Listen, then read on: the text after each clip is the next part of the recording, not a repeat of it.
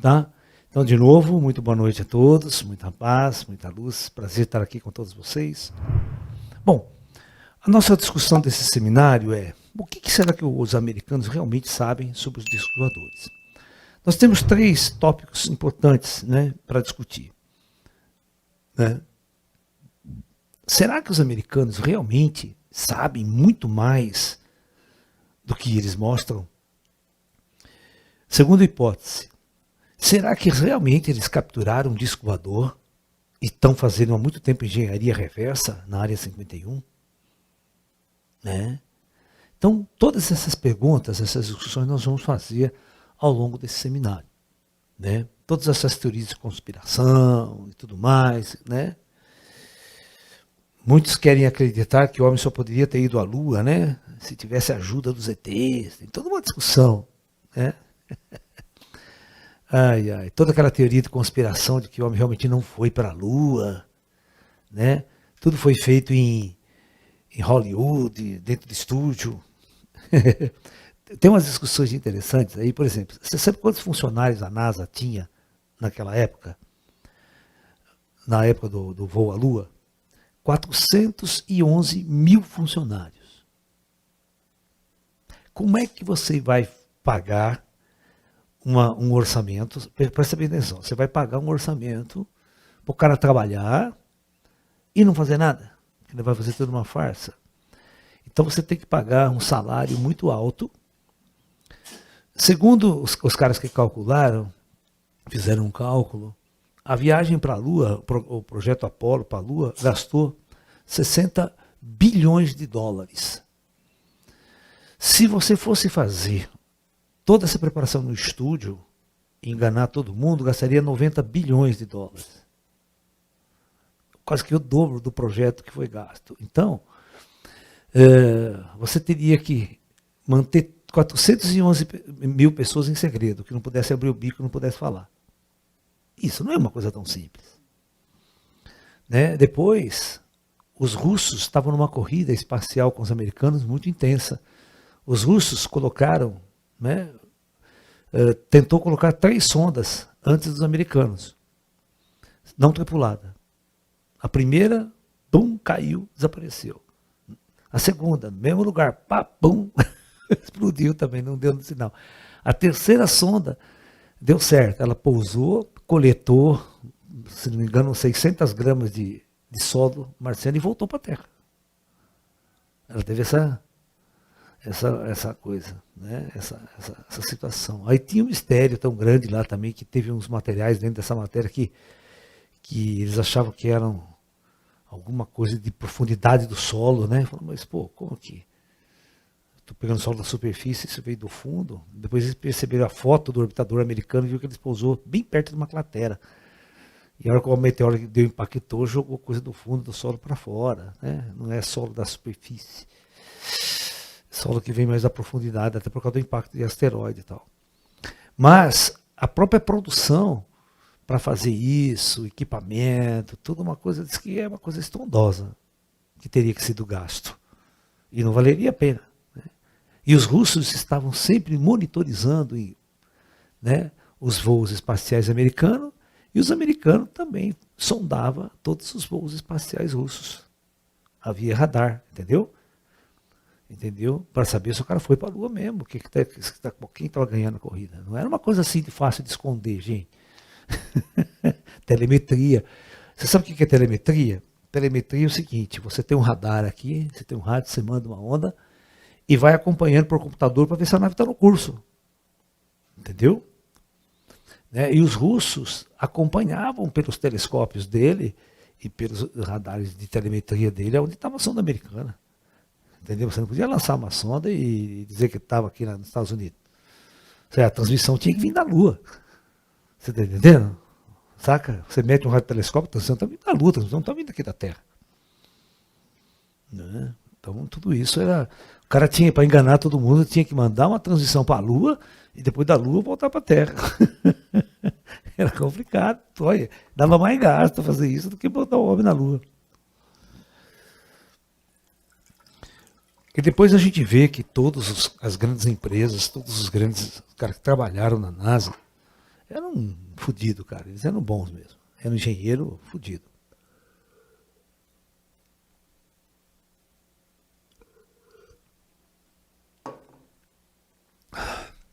Eu não vejo nada que a NASA tenha feito, né, que tenha usado alguma engenharia reversa de disco voador. É outra história. Bom, qual que é essa história? Quando, presta bem atenção, o que é interessante nessa jogada, né, olha só, quando em 1947, né, em junho de 47, acontece a primeira onda massiva de disco voador no mundo, começando pelos Estados Unidos. Então, um cara chamado Tenente Mantle, né,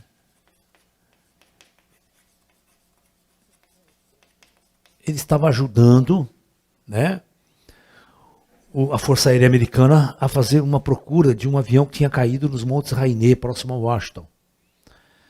E ele avistou uma esquadrilha de 9 objetos voadores não identificados. Faziam manobras incríveis, tal. Ele faz o grande relato, e os jornais, né, rádio daquela época, não tinha televisão, né, vai publicar com grande intensidade os avistamentos do Tenente Mantle. Isso inundou os jornais. Né? Ok? Então, a ameaça dos discos voadores já veio. Só que muito antes disso, você tem que entender, muito antes disso, o Orson Welles tinha narrado aquela história pelo rádio da Guerra dos Mundos, que deixou os americanos em pânico total. Vocês conhecem a história ou não? Né? É o seguinte, todo mundo já assistiu o filme A Guerra dos Mundos, né? A invasão marciana, aquela coisa. Tem até a versão moderna aí com o Tom Cruise, né? A Guerra dos Mundos, né? Só que esse livro de ficção científica, ele foi escrito no século XIX, tá? Ou seja, 1800 lá vai pancada. Né? Nós tivemos 2 escritores contemporâneos, né? Que é o primeiro escritor que vai fazer o gênero ficção científica. É o H.G. Wells, né? E o famoso quem? Que escreveu mais de 50 livros, nem sei quantos livros, uns 60 obras. Júlio Verne. Né? Júlio Verne, né? Então, esses 2 é do século passado. 20 mil léguas submarinas, Da Terra à Lua, Júlio Verne. E o Orson Welles, ele escreveu, não é Orson, é H.G. Wells. A gente confunde porque o Orson Welles fez a transição, ele era um jornalista, fez a transição de rádio. Mas o autor é um cara chamado H.G. Wells. Tá? Então, H.G. Wells, né, lá no século, escreveu esse livro A Guerra dos Mundos, relatando uma invasão marciana na Terra. Né? Aí, por volta de 1900 esqueço agora a data, que o Orson Welles fez uma transmissão de rádio, né, fazendo uma novela. Ele fez uma novela de rádio, certo? Baseado nesse livro, A Guerra dos Mundos, do H.G. Wells. Só que ele fez uma sacanagem incrível na época, o seguinte, a rádio dele, né, num determinado horário da noite, começava às 8 horas da noite, por exemplo, às 7 horas da noite, não lembro, ela era quase 0 de audiência. Porque na outra rádio, na NBC, tinha que eu sei que é famoso lá, coisa que todo mundo assistia aquela rádio. Quando terminava aquele programa, aí as pessoas mudavam para o programa do Orson Welles. Certo? Que é um programa que tocava música, que falava, não, era uma revista, certo? Tipo Fantástico, saca? Entendeu? No rádio. Então, a sacanagem que ele fez foi isso. Tá? Eles prepararam todo o programa como se fosse uma novela, só que, quando ninguém estava assistindo, eles começaram essa novela.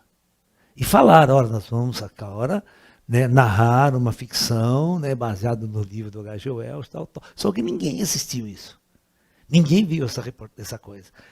Aí eles começaram. Só que ele dava flash no meio do programa, entendeu? O programa dele estava na altura e falava, agora o nosso repórter está entrando diretamente porque um objeto muito estranho caiu próximo à cidade de tal, tal, tal. Ele começou a dar. Daqui a pouco os nossos repórteres estão chegando perto do caído. Voltava o programa. Certo? Era uma novela, mas ela entrava no meio do programa, entendeu? Então todo mundo achava que era verdade. E a hora que acabou aquele programa, todo mundo foi. E aí, como estava essa notícia e tal, e só essa rádio tinha essa notícia, porque era uma novela, as outras não sabiam o que estava acontecendo, certo? Aí o que? Todo mundo começava a assistir, aí deu 1 milhão de audiência, não sei quantos milhões de audiência na rádio. E ele foi relatando todo o passo. Agora os ETs estão saindo com arma sofisticada, o exército está cercando, as naves deles estão destruindo todos os tanques de guerra. Isso, nossa senhora. Entrou um pânico nos Estados Unidos, que as pessoas queriam se matar. Certo? Você não tem noção que causou nos Estados Unidos, para no fim de tantas horas depois, ele terminar e falar que foi uma novela, que aquela é uma ficção. Mas aí todo mundo tinha caído. Ele fez de propósito. Nossa, no outro dia quase que ele foi preso. Né? Uma puta encrenca. Né? Então, os americanos tinham este medo terrível de uma invasão extraterrestre. E após a Segunda Guerra Mundial, começa a Guerra Fria. O medo de uma guerra nuclear com os soviéticos. Então o pânico era geral. E de repente, nesta data, acontece esse fenômeno. Real, visto, tal, analisado por um piloto experiente. Nossa, as autoridades americanas entraram em pânico. O que nós vamos fazer com isso agora? E começou a aparecer muito objeto, muito, depois dessa data. Tá? Aí, em julho de 47, eles prepararam a queda do disco voador em Roswell.